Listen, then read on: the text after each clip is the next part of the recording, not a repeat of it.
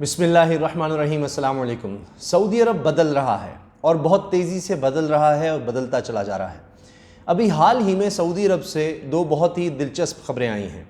एक तो ये कि सऊदी अरब की तारीख़ का पहला ऐसा टूर्नामेंट होने जा रहा है जो सिर्फ ख़वातीन के लिए है।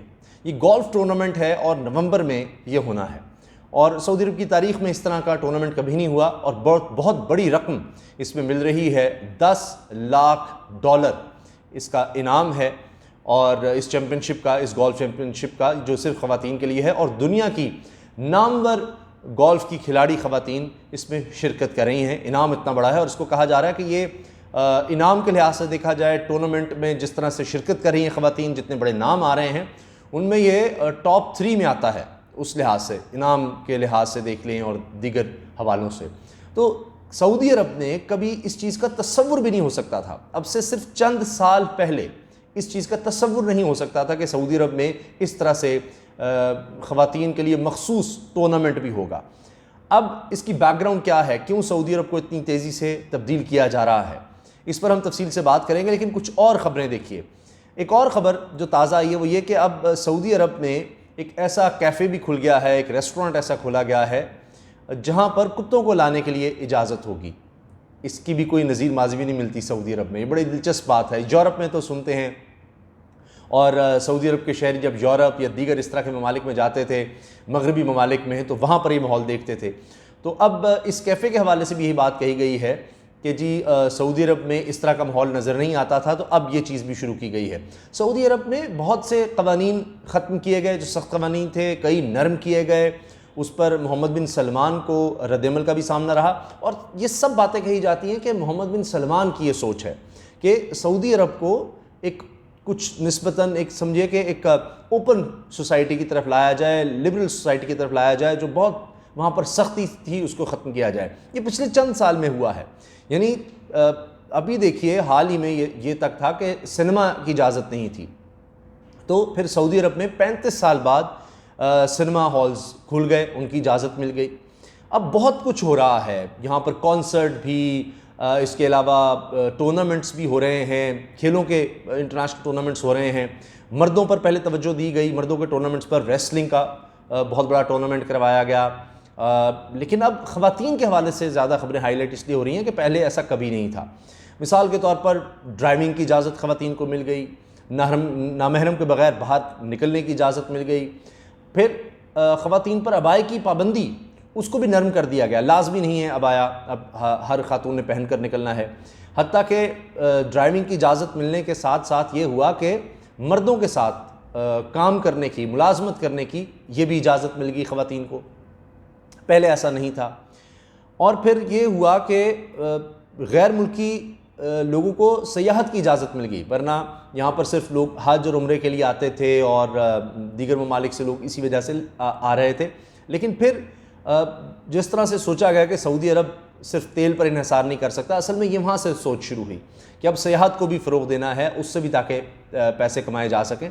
तो फिर गैर मुल्कियों को सयाहत की इजाज़त मिली। लेकिन जब गैर मुल्कियों को सयाहत की इजाज़त मिली तो उनका एक रहन सहन है, फिर और चीज़ों की इजाज़त मिलती चली गई।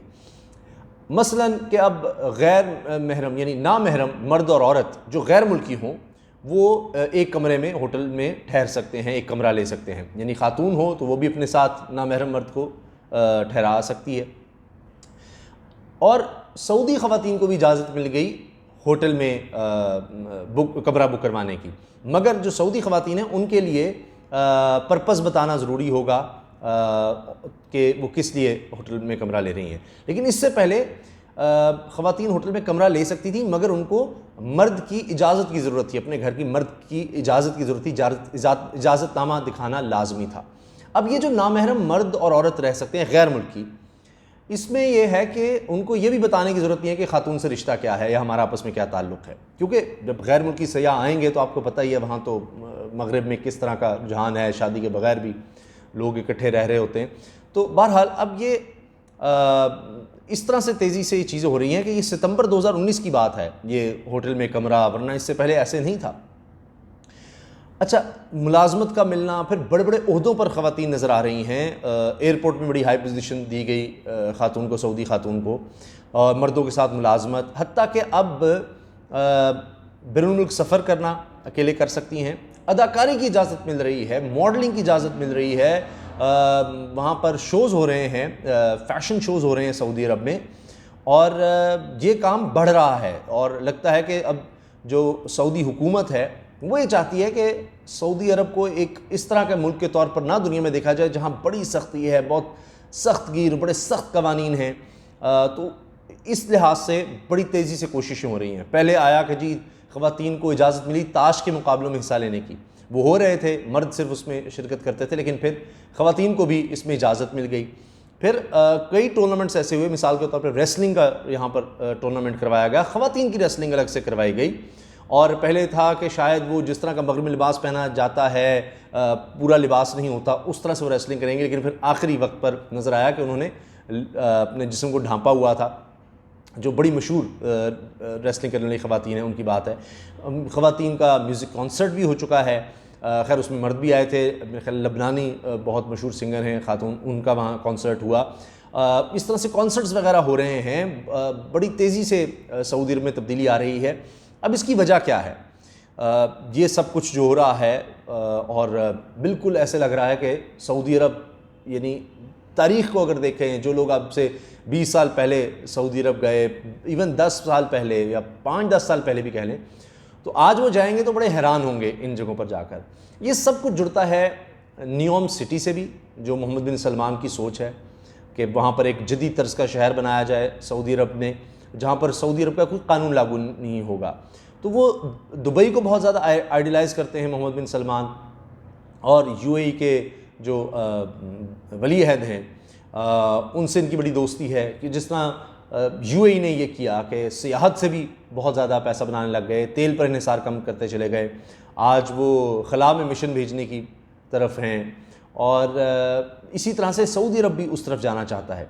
तो उसके लिए सिर्फ ये नहीं है शायद कि जी नियोम को आप एक शहर होगा और बस वहीं, बाकी जगहों पर भी वो चाह रहे हैं कि किसी हद तक हम एक ऐसी सोसाइटी बना सकें, अपने क़वानीन को इस तरह से कर सकें कि पूरी दुनिया के लोग यहाँ पर सऊदी अरब में आ सकें, क्योंकि तेल जो है अब उस पर इन्हिसार नहीं किया जा सकता। सऊदी अरब की इकॉनमी इतनी तेज़ी से नीचे जा रही है कि जिसका तसव्वुर नहीं किया जा सकता था कि एक कर्ज़ देने वाला मुल्क अब कर्ज़ लेने की नौबत पर आ चुका है। तो इसके लिए अब अपनी मईशत को इस तरह से उन्होंने चलाने की कोशिश करनी है कि तेल के अलावा भी हम पैसा बना सकें। अब तब्दीली तो आ रही है सऊदी अरब में बहुत सी, लेकिन कई लोगों को शिकायत है कि जी अब भी सख्ती इंसानी हुकूक के हवाले से है। ख़ानदानी तौर पर कोई हमें जमहूरियत नज़र नहीं आती, वही ख़ानदानी निज़ाम चल रहा है।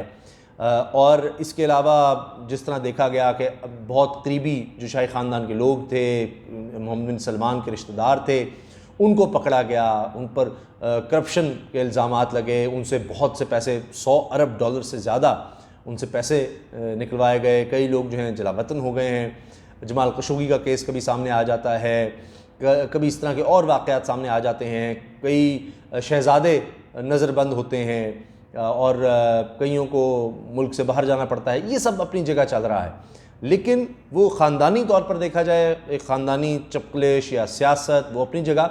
लेकिन मोहम्मद बिन सलमान को पहले जो मजहबी तौर पर वहाँ पर एक इस तरह की सोच नज़र आती थी कि इस तरह की ओपन सोसाइटी हो ही नहीं सकती थी, तो आहिस्ता आहिस्ता मोहम्मद बिन सलमान ने उसको बदलने की कोशिश की।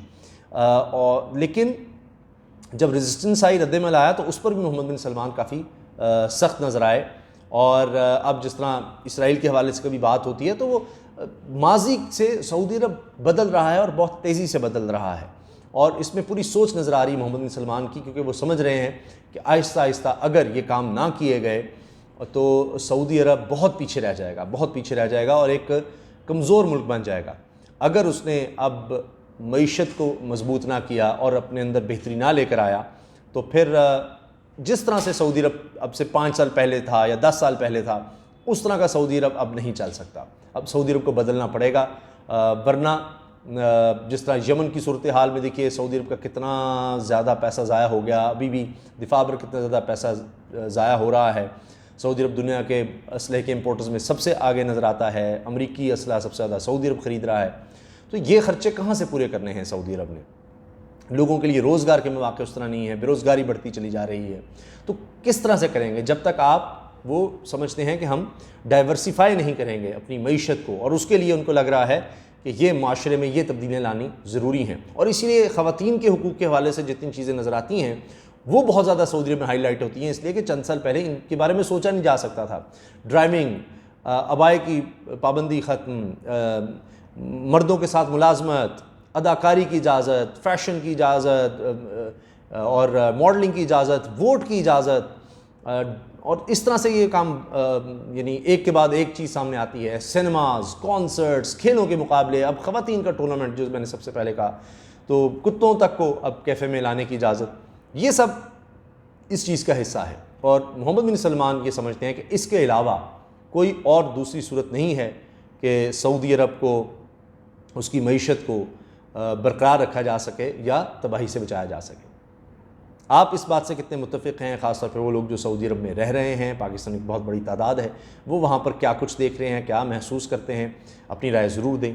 इजाज़त दीजिए, अल्लाह हाफ़िज़। पाकिस्तान ज़िंदाबाद।